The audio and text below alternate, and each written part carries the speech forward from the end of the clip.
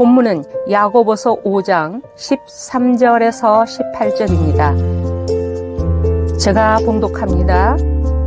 너희 중에 고난 당하는 자가 있느냐 그는 기도할 것이요 즐거워하는 자가 있느냐 그는 찬송할지니라. 너희 중에 병든 자가 있느냐 그는 교회의 장로들을 청할 것이요 그들은 주의 이름으로 기름을 바르며 그를 위하여 기도할지니라. 믿음의 기도는 병든 자를 구원하리니 주께서 그를 일으키시리라. 혹시 죄를 범하였을지라도 사하심을 받으리라. 그러므로 너희 죄를 서로 고백하며 병이 낫기를 위하여 서로 기도하라. 의인의 간구는 역사하는 힘이 큼이니라. 엘리야는 우리와 성정이 같은 사람이로되 그가 비가 오지 않기를 간절히 기도한즉 3년 6개월 동안 땅에 비가 오지 아니하고 다시 기도하니 하늘이 비를 주고 땅이 열매를 맺었느니라. 내 형제들아 너희 중에 미혹되어 진리를 떠난 자를 누가 돌아서게 하면 너희가 알 것은 죄인을 미혹된 길에서 돌아서게 하는 자가 그의 영혼을 사망에서 구원할 것이며 허다한 죄를 덮을 것임이라. 아멘. 여러분, 야고보서는 행함의 믿음을 강조하는 책입니다.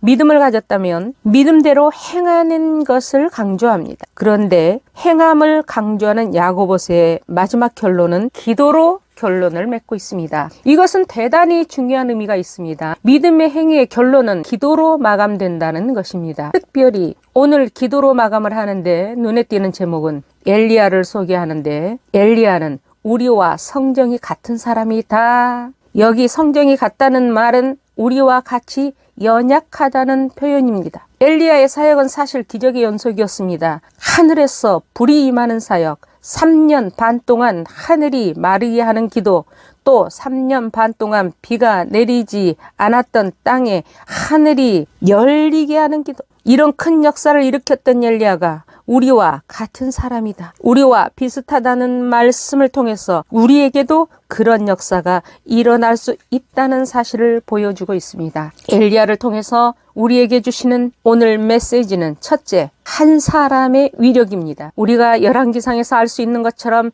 엘리야는 850대 1의 싸움에서 승리를 거두었던 그런 선지자로 유명합니다. 그는 바알과 아스라의 선지자 850명과 싸워서 통쾌하게 승리를 하였습니다.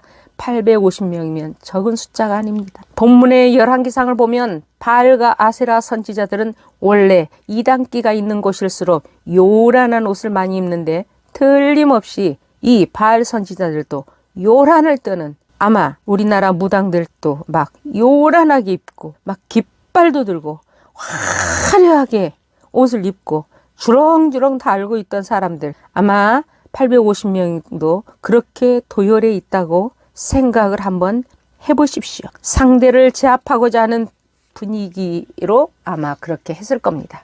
엘리야는 850명과 혼자 단출이 맞섰습니다. 열왕기상 본문을 잘 살펴보면 이방 우산을 섬기는 선지자들은 요란 법석을 떨지만 엘리야는 조용히 하나님 앞에 나와서 기도하는 즉시 하늘문이 열리고 불이 임하여 제단과 모든 선지자들이 불에 타서 죽게 됩니다. 엘리야의 압승입니다. 오늘 여기에서 우리에게 주시는 메시지 가운데 하나는 하나님의 역사는 한 사람으로도 충분하다는 것입니다. 사람이 많다고 되는 것이 다가 아닙니다. 한 사람의 위력이 참으로 큽니다. 이것을 역사학자 토인비는 창조적 소수라는 표현을 쓰기도 했습니다. 이것은 세상에서도 일어나는 법칙입니다. 예수님은 사람의 숫자에 현혹당하지 않으셨습니다. 사람이 많은 것은 허수가 많을 가능성이 있습니다. 소수의 이력을 예수님은 아셨던 것입니다. 이사야서 60장 22절 말씀에 그 작은 자가 천을 이루겠고 약한 자가 강국을 이룰 것이다. 때가 되면 나 여호와가 속히 이루리라고 했습니다. 하나님께 사로잡힌 한 사람만 있으면 100, 1000, 10,000명을 움직일 수 있습니다. 이것이 정확하게 현실화된 말씀이 사도행전 2장입니다. 오순절 마가의 다락방에 120명이 모여 불이 임하였습니다. 예수님의 부활을 500명 정도가 목격을 하였습니다. 부활을 목격하였다면 대단한 증인이 되어야 합니다. 그런데 예수님이 승천하신 후 아무 일도 일어나지 않자 많은 사람들이 떠나고 말았습니다. 남았던 사람이 120명이었습니다. 120명. 이 사람들이 모인 다락방에 불이 임하였습니다. 이들이 예루살렘을 흔들어 놓게 됩니다. 로마를 흔들고 세계를 흔들게 됩니다. 오늘 우리도 하나님에게 사로잡힌 한 사람이면 충분한 것입니다. 그 시대가 어두웠지만 엘리야 한 사람이 그 시대의 불을 밝힌 것입니다. 사무엘이라고 하는 한 걸출한 인물이 그 시대를 밝혔습니다.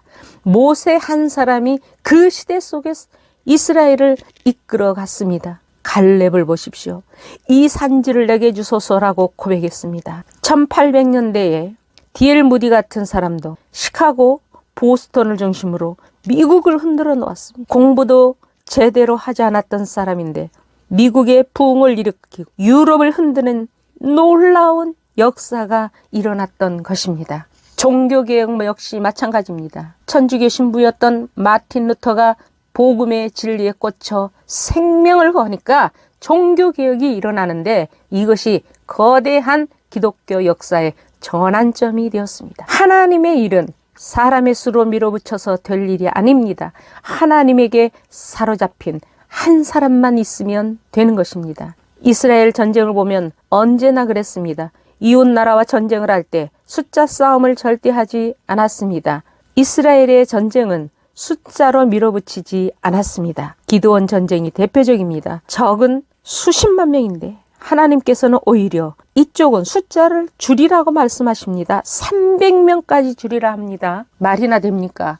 적은 수십만인데 여기는 300명까지 줄이라고 합니다. 존 마르크스는 기도하는 한 사람이 기도하지 않는 한 민족보다 강하다라는 말을 했습니다. 한 사람을 통하여 하나님은 당신의 역사를 이루고도 남는다는 것입니다. 하나님이 역사하시면 사로잡히지 않은 100사람보다 성령으로 충만한 한 사람이 낫다는 것입니다. 오늘도 하나님은 한 사람에게 관심을 가지고 계십니다. 세상과 타협하지 않고 하나님께 붙들린 한 사람. 그 한 사람만 있어도 역사는 다시 회복될 수 있는, 살아날 수 있는 기회가 되는 것입니다. 두 번째, 엘리야를 통해서 우리에게 주시는 메시지는 기도의 위력입니다. 구약의 전체를 가르는 위대한 기도의 한 사람을 신약에서 꼽는데 그를 엘리야라고 합니다. 그는 영계에서 기도의 명예의 전당에 들어간 것입니다. 한 사람의 생애를 기록할 때 떠오르는 단어가 제각각 있을 것입니다. 세월이 흐르면 누군가 나에 대해서 평가하는 날이 올 것입니다. 엘리야는 기도의 사람이었습니다. 그런 엘리야의 기도는 그냥 기도가 아니라 아주 위력적인 기도였습니다. 죽은 과부의 아들을 살려내고 갈멜산 정상에 불이 임하게 하고 제단을 불로 태우고 하늘에 영권이 임하며 비를 마른 하늘에서 내리게 하는 하늘문이 열리는 기도를 하였습니다.